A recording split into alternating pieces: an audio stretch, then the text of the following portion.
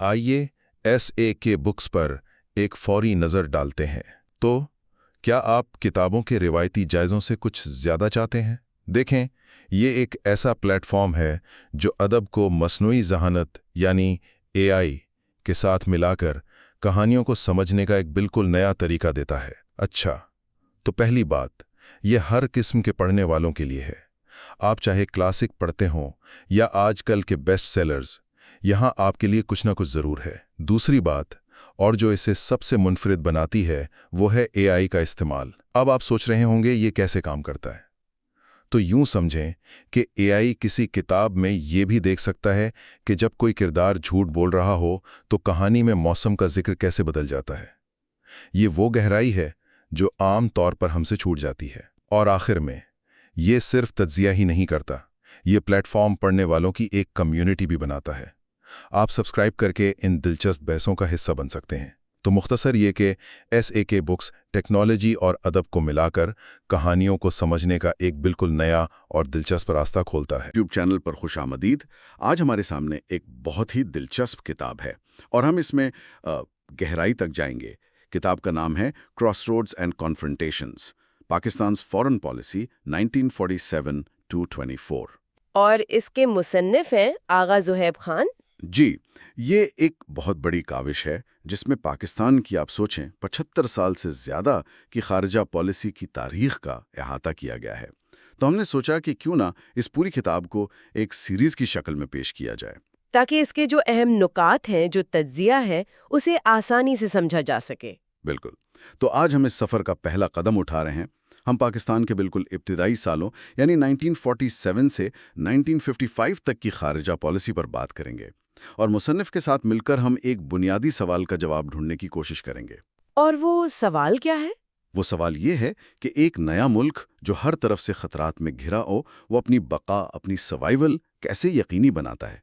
और ये सवाल बहुत अहम है क्योंकि आगा ज़ुहैब खान अपनी किताब में इसी नुक्ते पर बहुत जोर देते हैं कि इन इब्तिदाई 8 सालों में जो फैसले लिए गए, उन्होंने आने वाली कई दहाइयों के लिए पाकिस्तान की सिमत और शायद उसकी तकदीर भी तय कर दी। यानी ये वो बुनियाद थी जिस पर पूरी इमारत खड़ी होनी थी। बिल्कुल। तो चलें, इसी बुनियाद से शुरू करते हैं। मुसन्निफ किताब का आगाज़ 1947 से करते हैं। आज़ादी की खुशी तो थी, लेकिन साथ ही तक़सीम का तशद्दुद, मुहाजिरीन का एक सैलाब था और एक खाली खजाना। ऐसे में एक नौज़ायदा मुल्क की खारजा पॉलिसी की तरजीहात मतलब क्या हो सकती हैं? किताब का एक मरकजी ख्याल ये है कि पाकिस्तान की खारजा पॉलिसी शुरू दिन से ही एक लफ्ज़ के गिर्द घूमती थी, सिक्योरिटी। सिक्योरिटी? जी, यानी अपनी बका। मुसन्निफ बताते हैं कि पाकिस्तान का सबसे बड़ा और फौरी चैलेंज इसका अपने बड़े पड़ोसी इंडिया के साथ ताल्लुक था। अच्छा।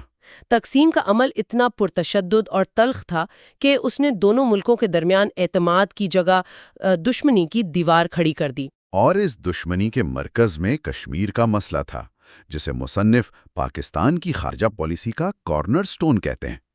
जी, यानी बुनियादी पत्थर। ये लफ्ज़ बहुत अहम है। इसका मतलब है कि हमारी पूरी खारजा पॉलिसी की इमारत इसी एक पत्थर पर खड़ी की गई। बिल्कुल। किताब के मुताबिक कश्मीर सिर्फ ज़मीन का एक टुकड़ा नहीं था, बल्कि ये पाकिस्तान के वजूद के नजरिए यानी टू नेशंस थ्योरी के बका का सवाल बन गया था। अच्छा। मुसन्निफ तफसील में जाते हैं कि उस वक्त कश्मीर के महाराजा हरी सिंह वो तो आज़ाद रहना चाहते थे जी। लेकिन हालात ने उन्हें इंडिया से इल्हाक पर मजबूर कर दिया। उसके बाद जो 1947-48 की जंग हुई और फिर अक़वाम मुत्तहिदा की मुदाखलत, उसने इसे एक बैनुल अक़वामी तनाज़ा बना दिया। बिल्कुल। और अक़वाम मुत्तहिदा ने राय शुमारी यानी प्लेबिसाइट की करारदाद भी मंजूर की। जी, लेकिन किताब ये वाज़े करती है कि वो राय शुमारी कभी नहीं हो सकी, कभी नहीं हुई। इसके बजाय कश्मीर लाइन ऑफ कंट्रोल पर तक़सीम होकर रह गया। और मुसन्निफ का तज्जिया ये है कि इस इब्तिदाई नाकामी ने पाकिस्तानी क़यादत के जहन में ये बात बिठा दी, क्या बात, कि आलमी इदारे और सफारतकारी अपनी जगह, लेकिन अपनी सिक्योरिटी के लिए उन्हें ताकतवर दोस्तों की ज़रूरत पड़ेगी। ये एक बहुत अहम नुक्ता है। यानी बैरूनी चैलेंजेस, खास तौर पर कश्मीर, ने पाकिस्तान को अंदरूनी तौर पर भी कमज़ोर किया होगा। यकीनन। کتاب میں حکومت کے قیام اور لاکھوں مہاجرین کی آبادکاری جیسے مسائل کا بھی تو ذکر ہے۔ آغا زویب خان ان دونوں کو آپس میں جوڑتے ہیں۔ ان کا موقف ہے کہ جب ایک ملک اندرونی طور پر بکھرا ہوا ہو، اس کی معیشت کمزور ہو، سماجی ڈھانچہ ٹوٹا ہوا ہو، جی تو وہ بین الاقوامی سطح پر ایک مضبوط موقف اختیار نہیں کر سکتا۔ درست۔ پاکستان کی قیادت کو یہ احساس تھا کہ ملک کو جوڑ کر رکھنے اور معاشی طور پر اپنے پیروں پر کھڑا کرنے کے لیے انہیں بیرونی مدد کی ضرورت ہے۔ اور اسی سیکیورٹی اور بقا کی تلاش نے انہیں اتحادیوں کی طرف دیکھنے پر مجبور کیا، جس نے پاکستان کی خارجہ پالیسی کا اگلا باب لکھا۔ جی تو یہاں سے کہانی ایک نیا موڑ لیتی ہے۔ سروائیول موڈ سے نکل کر اتحادیوں کی تلاش شروع ہوتی ہے، اور یہ تلاش پاکستان کو سیدھا امریکہ کے دروازے پر لے گئی۔ 1954 میں جب پاکستان نے امریکہ کے ساتھ میوچول ڈیفنس اسسٹنس ایگریمنٹ پر دستخط کیے۔ سرد جنگ کا عروج تھا، دنیا دو کیمپوں میں بٹی تھی۔ بالکل۔ ایسے میں پاکستان نے امریکہ کا انتخاب کیوں کیا؟ مصنف اس فیصلے کے پیچھے کسی ایک وجہ کے بجائے کئی عوامل کا ایک جال بتاتے ہیں۔ اچھا۔ سب سے پہلی اور شاید سب سے اہم وجہ خالصتاً فوجی تھی۔ پاکستان کی قیادت انڈیا کے مقابلے میں اپنی فوجی کمزوری سے بخوبی واقف تھی۔ یعنی اس وقت ایک واضح عدم توازن یا امبیلنس محسوس کیا جا رہا تھا۔ یہ صرف ایک احساس تھا یا حقیقی اعداد و شمار بھی یہی بتاتے تھے؟ نہیں، کتاب کے مطابق یہ ایک حقیقی عدم توازن تھا۔ مصنف بتاتے ہیں کہ انڈیا کو تقسیم کے وقت زیادہ تر فوجی اثاثیں اور آرڈیننس فیکٹریاں ملی تھیں۔ اچھا۔ پاکستانی فوج تعداد اور ساز و سامان دونوں میں بہت پیچھے تھی۔ تو امریکہ کے ساتھ اتحاد کا مطلب تھا جدید ترین ہتھیار، ٹریننگ اور بھاری مالی امداد، جس سے اس عدم توازن کو کم کیا جا سکتا تھا۔ تو پہلی وجہ دفاعی مجبوری تھی اور دوسری؟ ظاہر ہے ایک نئے ملک کو چلانے کے لیے پیسے کی بھی ضرورت ہوتی ہے۔ بالکل۔ دوسری وجہ معاشی تھی۔ پاکستان کو اپنی معیشت کو مستحکم کرنے، صنعت لگانے اور ترقیاتی منصوبے شروع کرنے کے لیے سرمایہ کی اشد ضرورت تھی۔ اور اس وقت امریکہ ہی تھا جو یہ مدد فراہم کر سکتا تھا۔ جی، وہ دنیا کی واحد معاشی سپر پاور تھا۔ کتاب کا نقطہ یہ ہے کہ فوجی اور معاشی امداد ایک دوسرے سے جڑی ہوئی تھیں۔ کیسے؟ اگر دفاعی بجٹ کا بوجھ کم ہوتا تو وہ پیسہ ترقی پر لگ سکتا تھا۔ ٹھیک ہے، فوجی اور معاشی وجوہات تو سمجھ میں آتی ہیں، لیکن کیا اس کا کوئی سیاسی یا سفارتی پہلو بھی تھا؟ جی، اور یہ تیسری وجہ تھی۔ امریکہ جیسی سپر پاور کے ساتھ کھڑے ہونے کا مطلب تھا کہ عالمی سطح پر پاکستان کی آواز کو اہمیت دی جائے گی۔ اقوام متحدہ جیسے فورمز پر؟ جی، وہاں اسے ایک مضبوط سفارتی سہارا مل جاتا، اور یہ انڈیا کے سوویت یونین کی طرف جھکاؤ کا ایک اسٹریٹجک جواب بھی تھا۔ تو مصنف کا اصل نقطہ یہ ہے کہ پاکستان کی خارجہ پالیسی شروع سے ہی سروائیول پر مبنی تھی، نہ کہ آئیڈیالوجی پر۔ یعنی یہ فیصلے نظریاتی نہیں تھے؟ نہیں، خالصتاً عملی اور شاید کچھ حد تک مجبوری کے تھے۔ یہ سب سننے میں تو بہت اچھا لگتا ہے، پیسہ، ہتھیار، عالمی حمایت، لیکن میرے ذہن میں یہ سوال آ رہا ہے کہ کیا ہر چیز کی قیمت ہوتی ہے؟ ضرور ہوتی ہے۔ تو مصنف اس اتحاد کے فائن پرنٹ یعنی منفی پہلوؤں کے بارے میں کیا لکھتے ہیں؟ یہ بہت اہم سوال ہے۔ کتاب اس موضوع پر کافی تفصیل سے بات کرتی ہے۔ مصنف لکھتے ہیں کہ اس اتحاد کی ایک بڑی قیمت پاکستان نے اپنی خود مختاری کی صورت میں ادا کی۔ اچھا؟ جب آپ کسی سپر پاور سے اتنی بڑی آمداد لیتے ہیں تو آپ کے خارجہ پالیسی کے فیصلے آزاد نہیں رہتے۔ آپ کو ان کے مفادات کا خیال رکھنا پڑتا ہے۔ جی، آپ کو اپنے اتحادی کے عالمی مفادات کا خیال رکھنا پڑتا ہے، چاہے وہ آپ کے اپنے علاقائی مفادات سے ٹکراتے ہی کیوں نہ ہوں۔ لیکن کیا مصنف اس بات پر بھی روشنی ڈالتے ہیں کہ اس وقت کے فیصلہ سازوں کے پاس کوئی دوسرا آپشن تھا بھی؟ یہ ایک بہت بڑی بحث ہے۔ کیا خود مختاری ایک ایسے ملک کے لیے لگژری نہیں تھی جو اپنے وجود کی جنگ لڑ رہا ہو؟ کتاب اس بحث کے دونوں رخ پیش کرتی ہے۔ ایک طرف یہ دلیل ہے کہ اس وقت غیر جانبدار رہنا ممکن نہیں تھا، اور پاکستان کے پاس وسائل کی اتنی کمی تھی کہ وہ اکیلے اپنا دفاع نہیں کر سکتا تھا۔ صحیح۔ لیکن دوسری طرف مصنف ان ناقدین کا بھی ذکر کرتے ہیں جن کا خیال تھا کہ پاکستان نے بہت جلدی خود کو سرد جنگ کے ایک کیمپ سے وابستہ کر لیا، جس سے سوویت یونین اور دوسرے ممالک ناراض ہو گئے۔ جی، اس نے سوویت یونین اور غیر وابستہ ممالک کو خود سے دور کر دیا۔ مصنف اس تعلق کو ایک ٹرانزیکشنل میرج سے تشبیہ دیتے ہیں۔ مطلب مفادات کی شادی؟ بالکل، جب تک مفادات مشترک تھے تعلقات بہت اچھے تھے، لیکن جیسے ہی مفادات بدلے شدتی تناؤ پیدا ہو گیا، اور یہ اتار چڑھاؤ آج تک جاری ہے۔ تو امریکہ کے ساتھ اتحاد ایک بڑا قدم تھا، لیکن مصنف کے مطابق پاکستانی پالیسی سازوں کی سیکیورٹی کی بھوک ابھی ختم نہیں ہوئی تھی۔ نہیں، بالکل نہیں۔ وہ ایک پارٹنر نہیں بلکہ ایک پورا کلب جوائن کرنا چاہتے تھے، جی، کہہ سکتے ہیں۔ اور اسی سوچ نے انہیں 1955 میں بغداد پیکٹ کی طرف دھکیل دیا۔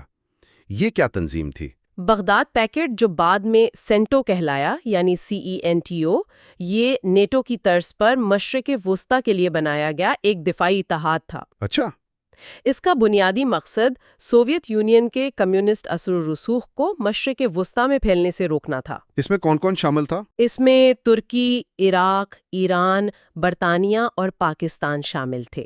امریکہ اس کا باقاعدہ رکن تو نہیں تھا، لیکن اس کی پوری حمایت کر رہا تھا۔ اور یہ سمجھنا ضروری ہے کہ اس وقت ڈومینو تھیوری کا بڑا چرچا تھا۔ امریکہ کو ڈر تھا کہ اگر ایک ملک کمیونسٹ بن گیا تو آس پاس کے سارے ممالک بھی ایک ایک کر کے سوویت کیمپ میں چلے جائیں گے۔ بالکل، اور مشرق وسطیٰ کا تیل بچانا ان کے لیے انتہائی اہم تھا۔ تو پاکستان اس دیوار کا ایک اہم حصہ بن رہا تھا۔ جی، پاکستان کے لیے اس میں شامل ہونے کی وجوہات واضح تھیں۔ یہ امریکہ کے ساتھ تعلقات کو مزید مضبوط کرنے، اپنی مغربی سرحد کو محفوظ بنانے، اور ایک اور پلیٹ فارم سے مدد حاصل کرنے کا ذریعہ تھا، فوجی اور معاشی دونوں طرح کی۔ اس پیکٹ سے پاکستان کو امریکہ کے ساتھ دو طرفہ معاہدے کے علاوہ کیا اضافی فوائد حاصل ہوئے؟ کتاب میں ایک بہت دلچسپ نقطے کی طرف اشارہ کیا گیا ہے۔ وہ کیا ہے؟ فوجی تعاون، مشترکہ مشقیں اور ٹیکنالوجی تک رسائی تو تھی ہی، لیکن اس اتحاد نے پاکستان کو پہلی بار مشرق وسطیٰ کے تیل سے مالا مال ممالک، خاص طور پر ایران اور عراق، جی، شروع میں ان کے ساتھ ایک رسمی سیکیورٹی ڈھانچے میں جوڑا۔ اس سے مستقبل میں تجارت، توانائی اور افرادی قوت کے لیے تعاون کے نئے راستے کھلے۔ اچھا، یہ ایک لانگ ٹرم فائدہ تھا۔ جی، یہ ایک ایسا فائدہ تھا جس کے اثرات کئی دہائیوں تک رہے۔ لیکن کیا بغداد پیکٹ میں شامل ہونے سے پاکستان نے عرب دنیا، خاص طور پر مصر میں جمال عبد الناصر جیسے قوم پرست لیڈروں کو خود سے دور نہیں کر دیا؟ بالکل کر دیا۔ کتاب اس ٹریڈ آف پر کیا کہتی ہے؟ کتاب کے مطابق یہ اس اتحاد کا ایک بڑا منفی پہلو تھا۔ جمال عبد الناصر جیسے لیڈر اسے مغربی سامراج کا ایک نیا روپ سمجھتے تھے۔ اس اتحاد میں شامل ہو کر پاکستان نے خود کو عرب قوم پرستی کی لہر سے الگ کر لیا، جس کی وجہ سے کئی عرب ممالک کے ساتھ اس کے تعلقات میں سرد مہری آ گئی۔ اور کیا یہ اتحاد اپنے بنیادی مقصد یعنی پاکستان کو سیکیورٹی فراہم کرنے میں کامیاب رہا، خاص طور پر انڈیا کے حوالے سے؟ مصنف لکھتے ہیں کہ یہاں یہ اتحاد مکمل طور پر غیر مؤثر ثابت ہوا۔ غیر مؤثر؟ جی، سینٹو کا پورا فوکس سوویت یونین پر تھا۔ اس کے چارٹر میں یہ واضح تھا کہ یہ صرف کمیونسٹ جارحیت کے خلاف دفاع فراہم کرے گا۔ اچھا، اس لیے جب 1965 اور 1971 میں انڈیا کے ساتھ جنگیں ہوئیں تو سینٹو نے پاکستان کی کوئی مدد نہیں کی۔ کوئی مدد نہیں کی۔ اس سے ملک کے اندر بھی اس پر شدید تنقید ہوئی کہ ہم نے اپنی خود مختاری داؤ پر لگا کر ایک ایسا اتحاد جوائن کیا جو ہماری ضرورت کے وقت کام ہی نہیں آیا۔ بات تو صحیح ہے۔ اور جیسا کہ تاریخ نے دکھایا، یہ اتحاد زیادہ دیر قائم بھی نہ رہ سکا۔ 1959 میں عراق ایک فوجی بغاوت کے بعد اس سے نکل گیا، جس کے بعد اس کا نام سینٹو رکھا گیا۔ لیکن آخر کار 1979 کے ایرانی انقلاب نے اس کے تابوت میں آخری کیل ٹھوک دی اور یہ تنظیم ختم ہو گئی۔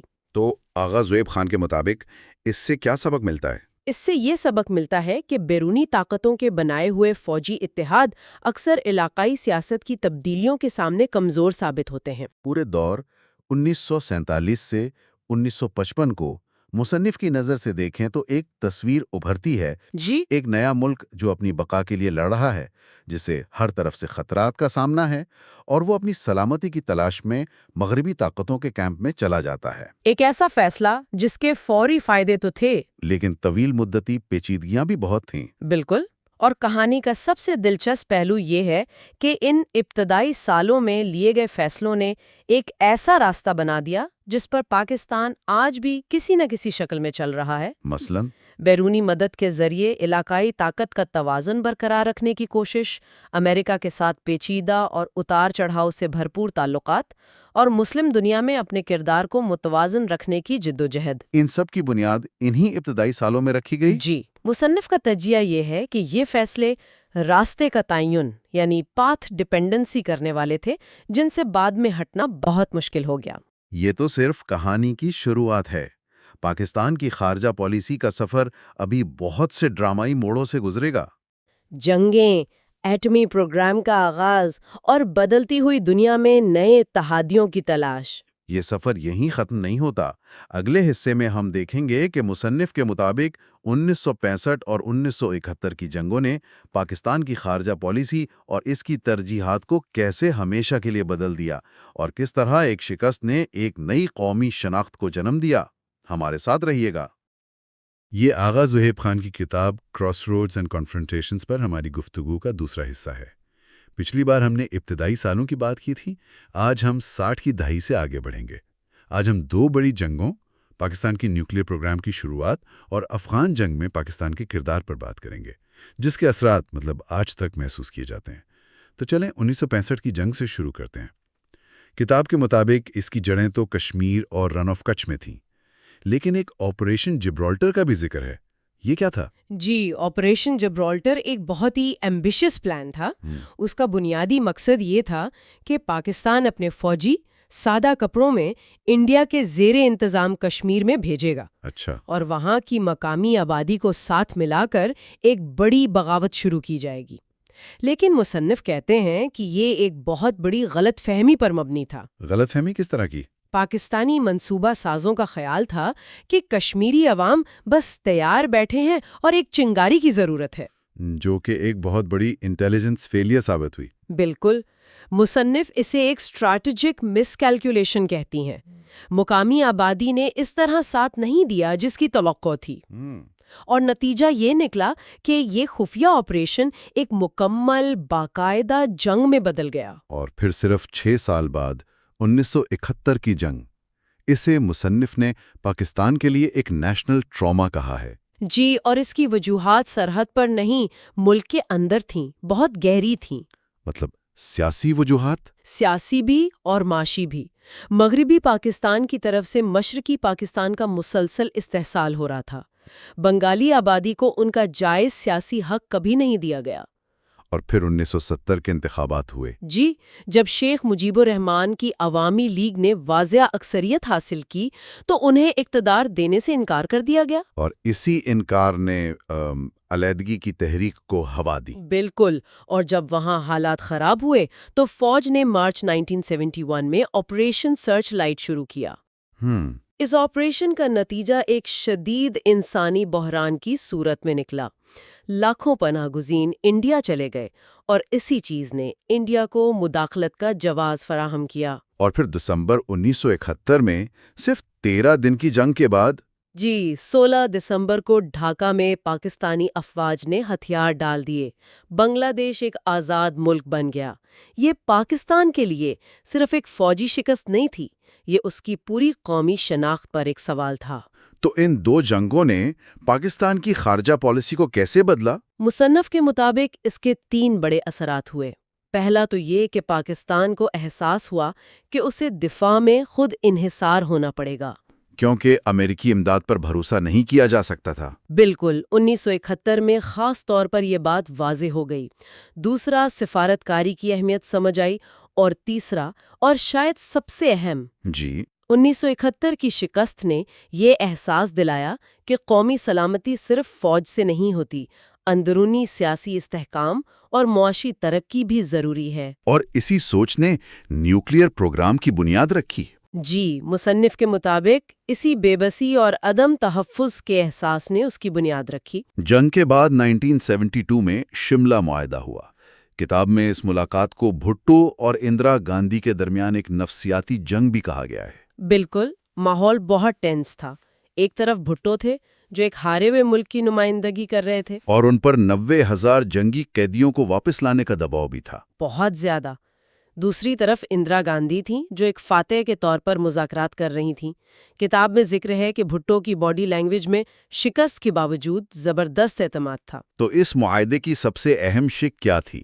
جنگی قیدیوں کی واپسی تو ایک بڑی کامیابی تھی۔ وہ تو تھی، لیکن انڈیا کے لیے سب سے بڑی کامیابی بائی لیٹرلزم کی شک تھی۔ اچھا، اس کا کیا مطلب تھا؟ اس کا مطلب یہ تھا کہ پاکستان نے اصولاً مان لیا کہ کشمیر سمیت تمام مسائل کسی تیسرے فریق کے بغیر دو طرفہ بات چیت سے حل ہوں گے۔ یعنی اقوام متحدہ کا کردار ختم کر دیا گیا؟ جی، اس ایک شک نے کشمیر کے مسئلے کو ایک بین الاقوامی تنازع سے نکال کر ایک دو طرفہ معاملہ بنا دیا جو انڈیا ہمیشہ سے چاہتا تھا۔ تو اب ہم آتے ہیں اس موڑ پر جہاں سے پاکستان کی دفاعی حکمت عملی ہمیشہ کے لیے بدل گئی۔ 1974 میں انڈیا کا ایٹمی دھماکہ اسمائلنگ بدھا۔ جی، اور وہ دھماکہ پاکستان کے لیے ایک زلزلے کی طرح تھا۔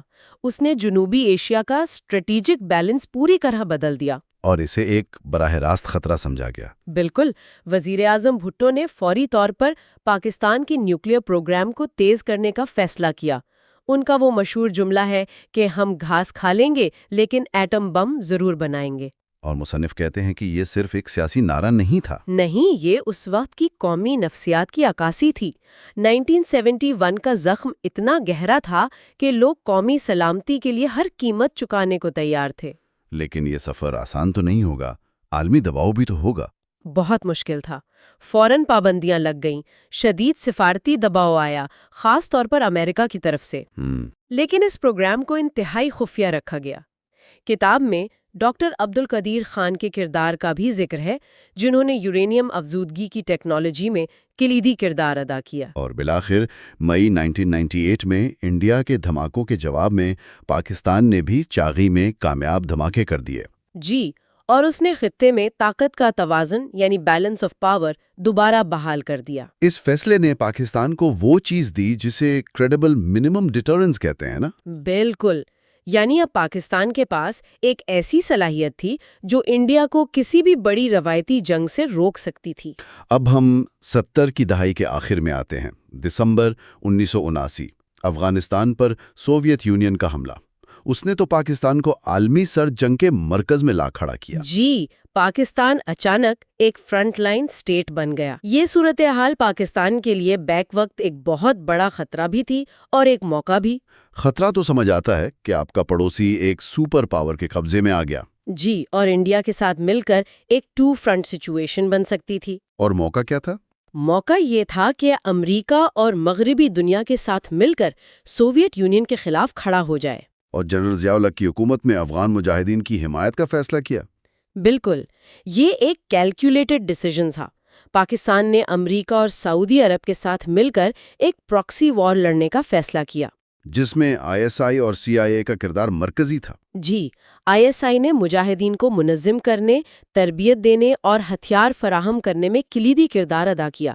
CIA فنڈز اور جدید ہتھیار فراہم کرتی تھی، جیسے کہ اسٹنگر میزائل، جس نے جنگ کا پاسا ہی پلٹ دیا۔ جی، کتاب میں اس کا ذکر ہے کہ اسٹنگر میزائل اس جنگ کے گیم چینجر ثابت ہوئے۔ اس سے پہلے تو سوویت ہیلی کاپٹرز کا کوئی توڑ نہیں تھا مجاہدین کے پاس۔ بالکل نہیں، لیکن اسٹنگر میزائلوں نے سوویت یونین کی فضائی برتری تقریباً ختم کر دی اور ان کا مورال بہت پست کیا۔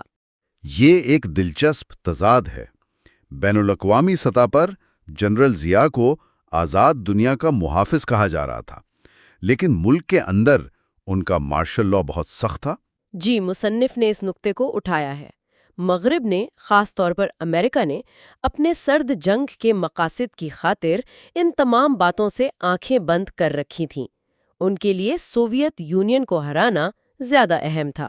تو جب 1989 میں سوویت فوجیں واپس چلی گئیں، اس کے بعد کیا ہوا؟ افغانستان میں تو ایک خلا پیدا ہو گیا ہوگا۔ جی، ایک بہت بڑا پاور ویکیوم پیدا ہوا اور وہاں ایک تباہ کن خانہ جنگی شروع ہو گئی۔ اور یہیں سے اسٹریٹجک ڈیپتھ کا نظریہ سامنے آیا۔ بالکل، یہ نظریہ تھا کہ کابل میں ایک دوست حکومت ہونی چاہیے تاکہ انڈیا کے خلاف پاکستان کو ایک اسٹریٹجک گہرائی مل سکے، یعنی جنگ کی صورت میں افغان سرزمین کو استعمال کیا جا سکے۔ اچھا، یہ اس کے پیچھے فوجی حکمت عملی تھی۔ جی، اسی مقصد کے لیے پہلے حکمت یار اور پھر 90 کی دہائی میں طالبان کی حمایت کی گئی۔ تو اس پوری افغان جنگ کا طویل مدتی اثر کیا پڑا پاکستان پر؟ اس کے اثرات بہت گہرے اور طویل مدتی تھے۔ مصنف کا کہنا ہے کہ پاکستان نے اس کی بہت بڑی قیمت چکائی، جیسے کہ لاکھوں افغان مہاجرین کی آمد، دوسرا ہتھیاروں کا پھیلاؤ جسے کلیشنکوف کلچر کہا جاتا ہے، اور تیسرا پاکستان کے اپنے قبائلی علاقوں میں مذہبی عسکریت پسندی کا فروغ۔ یہ وہ چیلنجز ہیں جن کا سامنا پاکستان آج تک کر رہا ہے۔ تو انڈیا سے جنگوں سے لے کر ایٹمی طاقت بننے اور پھر افغان جنگ تک، یہ 20-25 سال پاکستان کی خارجہ پالیسی کے لیے سب سے زیادہ فیصلہ کن تھے۔ بلا شبہ یہ ایک بہت ہی پیچیدہ وراثت ہے۔ اس دور کے فیصلوں نے جہاں پاکستان کو اسٹریٹجک فائدے دیے، وہیں طویل مدتی اندرونی مسائل بھی پیدا کیے۔ یہ سفر یہیں ختم نہیں ہوتا۔ اگلے حصے میں ہم دیکھیں گے کہ 90 کے دہائی کی سیاسی ہلچل، کورگل کی جنگ اور پھر 9/11 کے بعد پاکستان کی خارجہ پالیسی نے کیا نیا موڑ لیا اور اسے کن نئے چیلنجز کا سامنا کرنا پڑا۔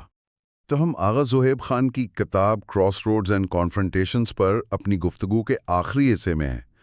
آج ہم 1998 سے 2024 تک کے دور کا جائزہ لیں گے، جو شاید پاکستان کی خارجہ پالیسی کا سب سے ڈرامٹک اور تبدیلیوں سے بھرا دور ہے۔ چلیں شروعات کرتے ہیں 1998 کے ایٹمی دھماکوں سے۔ یہ وہ فیصلہ تھا جس نے پاکستان کی دنیا میں جگہ ہی بدل دی۔ کتاب اس فیصلے تک پہنچنے کی کہانی کیسے بتاتی ہے؟ دیکھیں، کتاب اس کی جڑیں بہت پیچھے لے جاتی ہے، مطلب 70 کی دہائی میں، جب بھٹو صاحب نے وہ مشہور بات کہی تھی کہ ہم گھاس کھا لیں گے، جی، لیکن ایٹم بم ضرور بنائیں گے۔ اور یہ صرف ایک نعرہ نہیں تھا، یہ ایک پالیسی بیان تھا۔ پھر 1974 میں جب بھارت نے اپنا پہلا ایٹمی ٹیسٹ کیا تو پاکستان کے لیے یہ ایک ڈو اور ڈائی والی صورتحال بن گئی، اور ڈاکٹر عبدالقدیر خان کی لیڈرشپ میں جو کام ہوا اس نے اس خواب کو حقیقت کے بہت قریب پہنچا دیا۔ لیکن یہ سب تو کئی دہائیوں سے چل رہا تھا۔ پھر 1998 میں اچانک ایسا کیا ہوا کہ بٹن دبانا ہی پڑا؟ ہوا یہ کہ مئی 1998 میں بھارت نے آپریشن شکتی کے نام سے ایک کے بعد ایک 5 ایٹمی دھماکے کر دیے۔ اس نے جنوبی ایشیا کا پورا اسٹریٹجک بیلنس یعنی طاقت کا توازن ایک دم سے بگاڑ دیا۔ کتاب کے مطابق پاکستان کی قیادت کے لیے یہ ایک کھلا چیلنج تھا اور ایک براہ راست خطرہ۔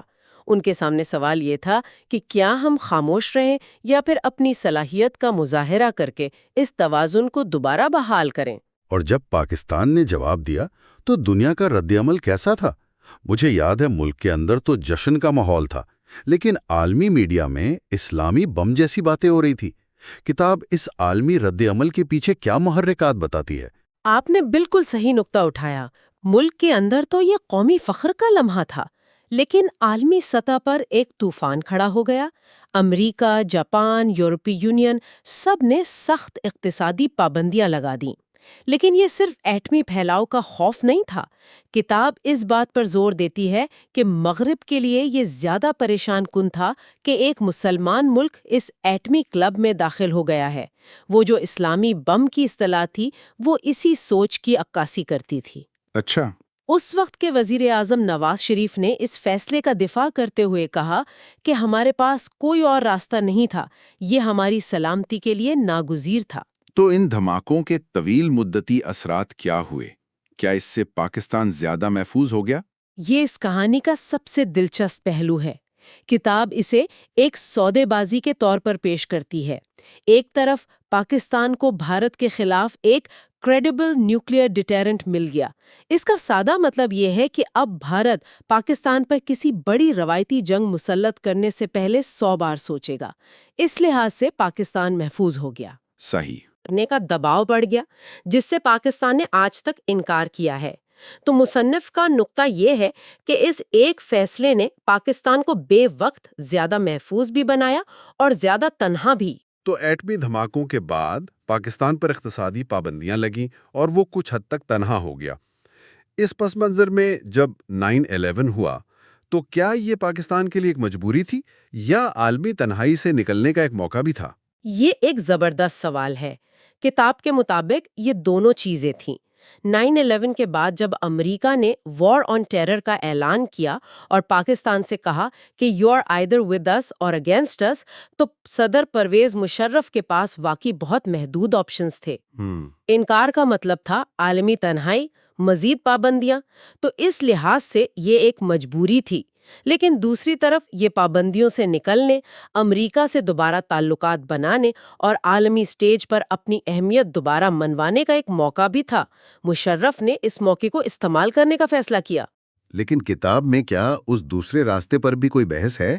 یعنی اگر پاکستان انکار کر دیتا تو کیا واقعی امریکہ بمباری کر کے پتھر کے دور میں پہنچا دیتا جیسا کہ کہا جاتا ہے؟ کتاب اس بحث کو بھی چھیڑتی ہے۔ مصنف لکھتے ہیں کہ پتھر کے دور والی بات شاید ایک مبالغہ آرائی تھی، لیکن امریکی دباؤ بہت شدید اور حقیقی تھا۔ انکار کی صورت میں پاکستان کو سفارتی اور معاشی طور پر بالکل الگ تھلگ کر دیا جاتا، لیکن اس فیصلے کی جو قیمت پاکستان نے اندرونی طور پر ادا کی وہ بہت زیادہ تھی۔ انتہا پسند گروہوں نے ریاست کو مغرب کا اتحادی سمجھ کر اسی کے خلاف جنگ شروع کر دی۔ ملک کے اندر دہشت گردی کا ایک ایسا دور شروع ہوا جس سے ہم آج تک پوری طرح نہیں نکل پائے۔ اور بین الاقوامی سطح پر اس فیصلے کے کیا نتائج نکلے؟ عالمی سطح پر تصویر ملی جلی رہی۔ ایک طرف تو پاکستان کی اسٹریٹجک اہمیت آسمان پر پہنچ گئی۔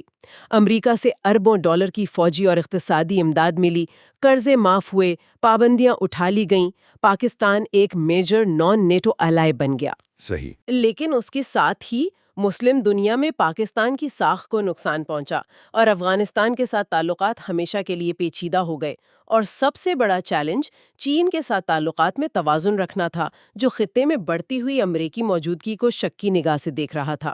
تو ایک دہائی تک پاکستان کی خارجہ پالیسی تقریباً مکمل طور پر سیکیورٹی کے گرد گھومتی رہی، لیکن 2008 کی جمہوری تبدیلی کے بعد کیا معیشت کو خارجہ پالیسی کا مرکز بنانے کی کوئی کوشش ہوئی؟ بالکل، کتاب کے مطابق یہ ایک اہم شفٹ تھا۔ پرویز مشرف کے استعفے کے بعد جب پاکستان پیپلز پارٹی کی حکومت آئی تو اس نے خارجہ پالیسی میں اقتصادی سفارتکاری یعنی اکنامک ڈپلومیسی پر زور دینا شروع کیا۔ اس کی سب سے بڑی مثال بھارت کے ساتھ تعلقات کو بہتر بنانے کی کوشش تھی، تجارت کو فروغ دینے کی بات ہوئی۔ اسی دور میں موسٹ فیورڈ نیشن یعنی MFN سٹیٹس کی بات بھی بہت ہوئی تھی۔ یہ کیا تھا؟ اسے آسان الفاظ میں سمجھائیں گی؟ ضرور۔ FTN کا سادہ مطلب یہ تھا کہ دونوں ملک تجارت میں ایک دوسرے کو وہی آسانیوں اور کم ٹیکس دیں گے جو وہ اپنے سب سے پسندیدہ تجارتی شراکت داروں کو دیتے ہیں۔ یہ تعلقات کو معمول پر لانے کی ایک بہت بڑی کوشش تھی۔ مقصد یہ تھا کہ اگر دونوں ملک معاشی طور پر جڑ جائیں تو سیاسی مسائل حل کرنا بھی آسان ہو جائے گا۔ اس کے علاوہ اس حکومت نے خارجہ پالیسی کو ڈائیورسفائی کرنے کی بھی کوشش کی، یعنی صرف امریکہ پر انحصار کم کر کے چین کے ساتھ تعلقات کو مزید مضبوط کیا جائے۔ یہ بات تو بہت حیران کن ہے کہ سی پیک پر اتفاق 2013 میں پیپلز پارٹی کے دور میں ہوا، جبکہ اس کا زیادہ تر کریڈٹ اگلی حکومت کو دیا جاتا ہے۔ جی، کتاب واضح کرتی ہے کہ سی پیک کا بنیادی معاہدہ 2013 میں آصف علی زرداری کے دورہ چین کے دوران طے پایا تھا۔ اس وقت اسے اکنامک کوریڈور کا نام دیا گیا تھا، تو اس کی بنیاد اسی دور میں رکھی گئی جب پاکستان اپنی خارجہ پالیسی کا محور امریکہ سے ہٹا کر چین کی طرف لا رہا تھا۔ بعد میں آنے والی حکومت نے اس منصوبے کو آگے بڑھایا اور اسے وہ شکل دی جو آج ہمارے سامنے ہے۔ لیکن کیا ایک سویلین حکومت کے لیے یہ سب کرنا آسان تھا، خاص طور پر سیکیورٹی کا معاملات میں؟ 2011 میں ایبٹ آباد والا واقعہ بھی تو اسی دور میں ہوا تھا۔ نہیں، یہ بہت بڑا چیلنج تھا۔ کتاب اس سول ملٹری ڈیوائیڈ کو تفصیل سے بیان کرتی ہے۔ خارجہ پالیسی کے کچھ شعبے جیسے معیشت اور تجارت تو سویلین حکومت کے پاس تھے، لیکن سیکیورٹی، دفاع، افغانستان اور بھارت سے متعلق اہم فیصلے اب بھی بڑی حد تک فوج کے کنٹرول میں تھے۔ اچھا۔ ایبٹ آباد میں امریکی آپریشن نے اس تقسیم کو مزید واضح کر دیا۔ اس نے نہ صرف امریکہ اور پاکستان کے تعلقات کو شدید نقصان پہنچایا بلکہ ملک کے اندر بھی سویلین حکومت کی پوزیشن کو کمزور کیا۔ تو سی پی کا آئیڈیا پہلے سے موجود تھا، لیکن اس نے اصل شکل 2013 کے بعد اختیار کی۔ مصنف اس منصوبے کو پاکستان کے لیے کتنا اہم قرار دیتے ہیں؟ آغا زہیب خان اسے پاکستان کے لیے ایک گیم چینجر منصوبہ قرار دیتے ہیں۔ یہ صرف سڑکوں اور پلوں کا منصوبہ نہیں ہے، یہ $62 بلین کا ایک وسیع پروگرام ہے جس کا مقصد چین کے مغربی حصے کو غوادر کی بندرگاہ سے ملانا ہے۔ اس سے ایک طرف پاکستان کے انفراسٹرکچر، خاص طور پر توانائی کے بحران کو حل کرنے میں مدد ملنے کی امید ہے، اور دوسری طرف چین کو مشرق وسطی تک ایک بہت چھوٹا اور محفوظ تجارتی راستہ ملتا ہے۔ ایک ون ون صورتحال۔ جی، ایک ون ون صورتحال ہے جس نے چین کو پاکستان کا سب سے اہم اسٹریٹجک اور معاشی پارٹنر بنا دیا ہے۔ لیکن اس منصوبے پر تنقید بھی تو ہوتی ہے۔ کیا کتاب میں ان خدشات کا بھی ذکر ہے، جیسے قرضوں کا جال اور شفافیت کی کمی؟ جی ہاں، مصنف نے اس کا بھی متوازن جائزہ لیا ہے۔ وہ بتاتے ہیں کہ اس منصوبے پر کئی طرح کے سوالات اٹھائے جاتے ہیں، جیسے قرضوں کی شرائط کیا ہیں، کیا پاکستان چین کے ڈیٹ ٹریپ یعنی قرض کے جال میں پھنس جائے گا؟ علاقائی سطح پر بھارت اس منصوبے کی سخت مخالفت کرتا ہے، کیونکہ یہ ان علاقوں سے گزرتا ہے جن پر بھارت اپنا دعویٰ کرتا ہے۔ تو یہ ایک بہت بڑا موقع بھی ہے اور چیلنج بھی۔ بالکل۔ اور جس وقت یہ بڑا معاشی منصوبہ شروع ہو رہا تھا، اسی وقت ملک ایک بڑے سیکیورٹی بحران سے بھی گزر رہا تھا، جس کے جواب میں 2014 میں آپریشن ضرب عضب شروع ہوا۔ کتاب APS حملے کو اس آپریشن کا ٹرننگ پوائنٹ کیسے بیان کرتی ہے؟ کتاب میں اس دور کا نقشہ بہت واضح طور پر کھینچا گیا ہے۔ جون 2014 میں کراچی ایئرپورٹ پر حملے کے بعد آپریشن کا فیصلہ تو ہو گیا تھا، لیکن اس پر ملک کے اندر پوری طرح اتفاق رائے نہیں تھا۔ کچھ لوگ اب بھی مذاکرات کی بات کر رہے تھے۔ جی بالکل، لیکن پھر دسمبر 2014 میں پشاور کے آرمی پبلک اسکول کا سانحہ ہوا۔ کتاب میں اس لمحے کو قومی تاریخ کا ایک سیاہ ترین دن قرار دیا گیا ہے، ایک ایسا لمحہ جس نے پوری قوم کو ہلا کر رکھ دیا۔ مصنف لکھتے ہیں کہ اس حملے نے تمام سیاسی اور فوجی قیادت کو متحد کر دیا اور مذاکرات کے تمام دروازے بند ہو گئے۔ اس کے بعد آپریشن ضرب عضب پوری قومی حمایت کے ساتھ شروع ہوا، اور اس نے دہشت گردوں کے نیٹ ورکس کو بڑی حد تک تباہ کر دیا، جس سے ملک میں دہشت گردی کے واقعات میں نمایاں کمی آئی۔ یہ ہمیں کتاب کے آخری حصے میں لے آتا ہے، یعنی 2019 سے 2024 کا دور۔ اس میں تو پاکستان کو بے وقت کئی محاذوں پر چیلنجز کا سامنا تھا۔ ایک طرف بھارت کے ساتھ کشیدگی عروج پر تھی، اور دوسری طرف افغانستان میں ایک بہت بڑی تبدیلی آ رہی تھی۔ ان دو محاذوں نے خارجہ پالیسی کو کیسے متاثر کیا؟ آپ نے اس دور کی سب سے بڑی مشکل کو ایک جملے میں بیان کر دیا ہے۔ کتاب اسے ٹو فرنٹ سچویشن کہتی ہے۔ فروری 2019 میں پلوامہ حملے اور پھر فضائی جھڑپوں نے بھارت کے ساتھ تعلقات کو جنگ کے دہانے پر پہنچا دیا۔ پھر اگست 2019 میں بھارت نے کشمیر کی خصوصی حیثیت ختم کر دی، جس سے تعلقات مکمل طور پر منجمد ہو گئے۔ صحیح۔ اسی دوران مغربی سرحد پر امریکہ اور طالبان کے درمیان مذاکرات فیصلہ کن مرحلے میں داخل ہو رہے تھے، جس کا نتیجہ 2021 میں افغانستان سے امریکی انخلاء اور طالبان کے کابل پر قبضے کی صورت میں نکلا۔ تو اس کا مطلب ہے کہ پاکستان کو ایک ہی وقت میں دو بالکل مختلف قسم کے بحرانوں سے نمٹنا پڑا؟ بالکل۔ بھارت کے ساتھ ایک روایتی فوجی اور سفارتی بحران تھا، جبکہ افغانستان میں صورتحال بالکل غیر متوقع تھی۔ طالبان کے آنے سے پاکستان کے لیے سیکیورٹی کے نئے مسائل پیدا ہوئے، خاص طور پر TTP کی دوبارہ اٹھان کی صورت میں۔ ان حالات میں پاکستان کی خارجہ پالیسی کا امتحان یہ تھا کہ وہ بھارت کے ساتھ کشیدگی کو کیسے قابو میں رکھے اور ساتھ ہی افغانستان میں استحکام کے لیے اپنا کردار کیسے ادا کرے۔ اور اس سب کے بیچ ملک شدید معاشی مشکلات کا بھی شکار تھا۔ اس نے خارجہ پالیسی پر کیا اثر ڈالا؟ معاشی بحران نے خارجہ پالیسی کی سمت ہی بدل دی۔ کتاب کے مطابق اس دور میں پاکستان کی خارجہ پالیسی کا سب سے بڑا محور اقتصادی سفارتکاری بن گیا۔ مقصد یہ تھا کہ دوست ممالک، خاص طور پر چین، سعودی عرب اور متحدہ عرب امارات سے زیادہ سرمایہ کاری اور مالی امداد حاصل کی جائے۔ امریکہ کے ساتھ تعلقات بھی بڑی حد تک ٹرانزیکشنل ہو گئے، جن کا انحصار IMF پروگرام اور FATF کی گرے لسٹ سے نکلنے جیسے معاملات پر تھا۔ تو قومی سلامتی کے ساتھ ساتھ معاشی بقا خارجہ پالیسی کا مرکزی نقطہ بن گئی۔ تو مجموعی طور پر 77 سال کے اس لمبے سفر کا جائزہ لینے کے بعد آغا زہیب خان کی یہ کتاب پاکستان کی خارجہ پالیسی کے بارے میں کیا حتمی نتیجہ اخذ کرتی ہے؟ اس کا مرکزی خیال کیا ہے؟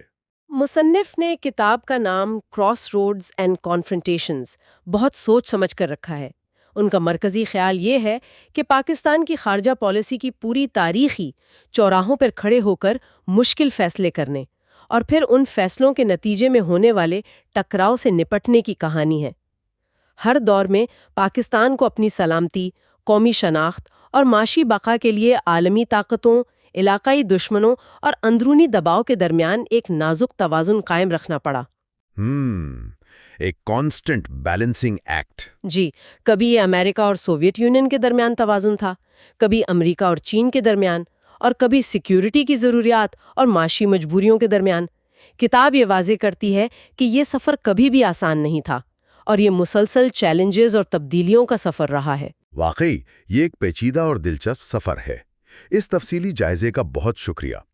تو تاریخ کے ان تمام تجربات کی روشنی میں غور کرنے کی بات یہ ہے کہ مستقبل میں پاکستان اپنی خارجہ پالیسی میں خود مختاری اور قومی مفادات کے درمیان توازن کیسے قائم رکھے گا، خاص طور پر ایک ایسی دنیا میں جو تیزی سے بدل رہی ہے۔ کیا پاکستان ان چوراہوں سے نکل کر اپنی منزل کا تعین خود کر پائے گا؟ یہ وہ سوال ہے جو کتاب اپنے پڑھنے والوں کے لیے چھوڑ جاتی ہے۔